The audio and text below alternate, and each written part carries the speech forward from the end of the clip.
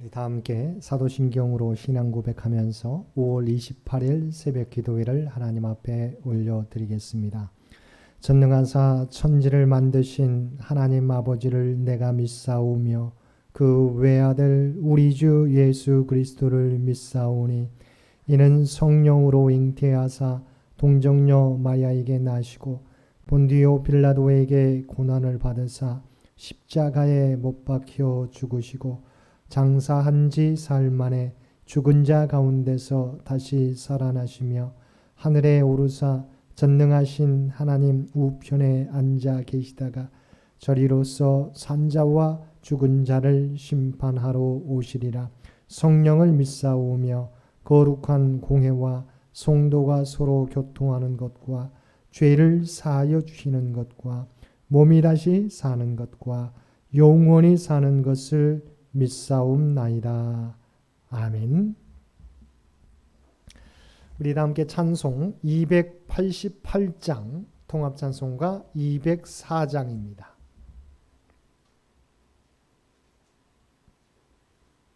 288장 통합찬송가 204장입니다. 예수를 나의 구주 삼고 성령과 피로써 거듭나니 이 세상에서 내 영혼이 하늘의 영광 누리도다. 이것이 나의 간증이요 이것이 나의 찬송일세. 나 사는 동안 끊임없이 구주를 찬송하리로다. 온전히 주께 맡긴 내 영 사랑의 음성을 듣는 중에 천사들 왕래하는 것과 하늘의 영광 보리로다. 이것이 나의 간증이요 이것이 나의 찬송일세. 나 사는 동안 끊임없이 구주를 찬송하리로다. 주 안에 기쁨 누림으로 마음의 풍랑이 잔잔하니 세상과 나는 간 곳 없고 구속한 주만 보이도다. 이것이 나의 간증이요 이것이 나의 찬송일세. 나 사는 동안 끊임없이 구주를 찬송하리로다.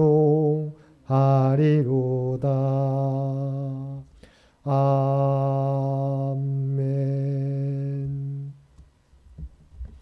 오늘 우리에게 주신 하나님의 말씀 출애굽기 23장 출애굽기 23장 1절에서 13절까지 말씀입니다. 출애굽기 23장 1절에서 13절까지 말씀입니다. 우리 주신 말씀 한 절씩 교독합니다. 23장 1절에서 13절까지 너는 거짓된 풍설을 퍼뜨리지 말며 악인과 연합하여 위증하는 증인이 되지 말며 다수를 따라 하지 말며 송사의 다수를 따라 부당한 증언을 하지 말며 가난한 자의 송사라고 해서 편벽되이 두둔하지 말지니라. 내가 만일 내 원수의 그들은 소나 나귀를 보거든 반드시 그 사람에게로 돌릴지며 내가 만일 너를 미워하는 자의 나귀가 짐을 싣고 엎드러짐을 보거든 그것을 버려두지 말고 그것을 도와 그 짐을 부릴지니라. 너는 가난한 자의 송사라고 정의를 굳게 하지 말며 거짓 일을 멀리하며 무죄한 자와 의로운 자를 죽이지 말라. 나는 악인을 의롭다 하지 아니하겠노라. 너는 뇌물을 받지 말라. 뇌물은 밝은 자의 눈을 어둡게 하고 의로운 자의 말을 굳게 하느니라. 너는 이방 나그네를 납치하지 말라. 너희가 애굽 땅에서 나그네 되었었은즉 나그네의 사정을 아느니라. 너는 6해 동안은 너의 땅에 파송하여 그 소산을 거두고 일곱째에는 갈지 말고 묵혀두어서 내 백성의 가난한 자들이 먹게 하라. 그 남은 것은 들짐승이 먹으리라. 내 포도원과 감람원도 그리할지니라. 너는 6해 동안에 내 일을 하고 7째 날에는 쉬라. 내 소와 나귀가 쉴 것이며 내 여중의 자식과 나그네가 숨을 돌리리라. 함께 읽겠습니다. 내가 내게 이른 모든 일을 삼가 지키고 다른 신들의 이름은 부르지도 말며 내 입에서 들리게도 하지 말지니라. 아멘. 오늘도 새벽을 깨우고 말씀과 기도로 금요일 하루를 시작하는 우리 모든 성도님들 가운데 하나님의 놀라운 은혜가 언제나 함께 하시기를 주님의 이름으로 간절히 축원드립니다. 오늘 본문도 어제 말씀에 이어지는 내용으로 출애굽한 이스라엘 백성들이 정의롭고 공의로운 언약 공동체를 이루는 데 필요한 공평한 송사에 대한 규례와 사회에서 소외되기 쉬운 주변인들과 들짐승을 배려하는 절기법에 대한 내용입니다. 어느 사회나 사법체계의 공평성은 그 사회의 건강함과 지속 여부를 가늠하는 기준이 됩니다. 출애굽한 이스라엘 백성이 새롭게 구축하고자 하는 언약 공동체도 마찬가지입니다. 그래서 본문의 1절과 2절 말씀은 공평한 송사의 필요성을 위해 먼저 위증 금지를 말하고 있습니다. 왜냐하면 1절에 나오는 거짓된 풍설이나 2절에 나오는 부당한 증언은 모두 십계명의 9번째 계명 내 이웃에 대하여 거짓 증거하지 말라를 위반한 것이며 고의적으로 억울한 피해자를 발생시키기 때문입니다. 하나님께서는 우리의 진정한 재판장이십니다. 그러므로 악인과 손을 잡거나 많은 사람이 추종하는 편에 서서 위증을 하는 것은 가깝게는 공동체를 무너뜨리는 것이고 본질적으로는 하나님을 모독하는 것과 다를 바 없는 것입니다. 두 번째는 송사에서 가난한 자라고 해서 부당하게 두둔하지 말라는 것입니다. 3절 말씀입니다. 가난한 자의 송사라고 해서 편벽되이 두둔하지 말지니라. 하나님께서는 분명히 사회적 약자와 소외된 자를 배려하고 보호하라고 말씀하고 있지만 이 말씀이 가난한 자의 송사를 편파적으로 시행해도 된다는 말은 아닙니다. 이러한 행위는 6절에서 지적하고 있는 것처럼 정의를 굽게 하는 것입니다. 하나님께서는 가난한 자를 배려하지만 송사에서는 어떤 불평, 부당함이 없이 바르게 진행되는 것을 원하시는 것입니다. 세 번째, 어려움에 처해 있는 이웃의 가축을 돕는 일은 온수의 가축에게도 해당된다는 것입니다. 이웃의 가축이 길을 잃은 것을 보았다면 주인에게 끌어다 주고 이웃의 가축이 짐을 지고 가다 넘어진 것을 보았다면 일으켜 주는 것이 마땅할 것입니다. 그런데 본문의 4절과 5절 말씀은 한 발 더 나아가 온수의 길 잃은 짐승을 발견하면 주인에게 돌려보내야 할 뿐 아니라 자신을 미워하는 자의 나귀가 넘어져 짐이 땅에 떨어지면 짐을 부리는 것을 도와줘야 한다고 말씀하고 있습니다. 하나님의 백성은 내게 이로우냐 해로우냐 또 나와 친하냐 안 친하냐가 행동의 기준이 아니라 이 일의 옳고 그름이 기준이 되어야 하는 것입니다. 왜냐하면 하나님께서 우리에게 원하시는 삶은 정의로운 삶이시기 때문입니다. 그러므로 하나님의 언약 공동체는 화해와 샬롬의 실천을 통해서 공평과 정의를 실현하는 공동체가 되어야 하는 것입니다. 네 번째는 하나님의 공의롭고 정의로운 언약 공동체에서는 결코 거짓 일을 도모하거나 무죄한 자와 의로운 자에게 죄를 덮어 씌워 그들을 죽이는 일이 없어야 한다는 것입니다. 또한 하나님의 언약 공동체는 밝은 자의 눈을 어둡게 하고 의로운 자의 말을 굽게 하는 뇌물을 받지 말라고 말씀하고 있습니다. 뿐만 아니라 어제 말씀을 통해서 살펴보았던 것처럼 너희가 애굽 땅에서 나그네 되었던 것처럼 이방 나그네를 압제하지 말라는 말씀을 반복해서 전해주고 있습니다. 이스라엘 백성은 애굽 땅에서 노예로 살 때 차별과 유린 그리고 폭력과 압제 희생당하며 하루하루를 연명해야 했습니다. 그러므로 애굽에서 출애굽한 이스라엘 백성은 공평한 송사를 통해서 나그네들이 억울한 일을 당하는 일이 없도록 해야 한다는 것입니다. 다섯 번째 본문에서는 이스라엘의 중요 절기인 안식년과 안식일에 대해 말씀하시고 있습니다. 이스라엘 민족에게 절기는 단순한 행사가 아니라 하나님의 백성으로서 자기 정체성을 확인하는 자리입니다. 즉 절기를 통해 하나님과의 관계를 다시 한번 점검함으로 하나님께 대한 헌신과 하나님의 백성으로서 합당한 삶을 살기로 다짐하는 것입니다. 하나님께서는 본문을 통해서 안식년과 안식일 준수에 대해서 말씀해 주시고 있습니다. 본문에서 특별한 부분은 가난한 자들과 들짐승의 처지까지 고려하고 있다는 점입니다. 10절과 11절 말씀입니다. 너는 6해 동안은 너의 땅에 파종하여 그 소산을 거두고 7째 해는 갈지 말고 묵혀두어서 내 백성의 가난한 자들이 먹게 하라. 그 남은 것은 들짐승이 먹으리라. 내 포도원과 감람함도 그리할지니라. 11절에 보게 되면 하나님께서는 제7년에 경작하지 않고 묵혀둔 땅에 나는 곡식들은 모두 백성들 중에 가난한 자들이 먹도록 하게 하라고 명령하셨습니다. 하나님께서 이스라엘 백성에게 안식년을 지킬 것을 명하셨는데 그 이면에는 약자들에 대한 배려가 담겨 있습니다. 겉으로 볼 때 안식일과 안식년 규정은 하나님의 창조 질서를 따르기 위한 규정이며 종교적 의미를 갖는 제도입니다. 그런데 여기에 덧붙여 안식일은 노동자들과 소와 나귀의 쉼을 보장합니다. 이러한 제도로 강제로 쉬도록 하지 않으면 쉬지 못하게 될 종과 나그네들을 하나님이 배려하신 것입니다.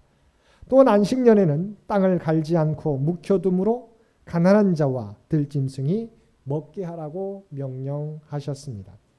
이는 모든 피조물에 대한 하나님의 사랑을 하나님의 백성이 실천하라는 명령입니다.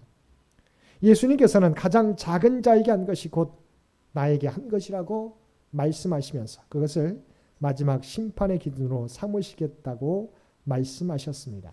성도는 하나님의 사랑의 마음을 품고 그 사랑을 실천함으로 하나님의 영광을 밝히 드러내야 하는 것입니다.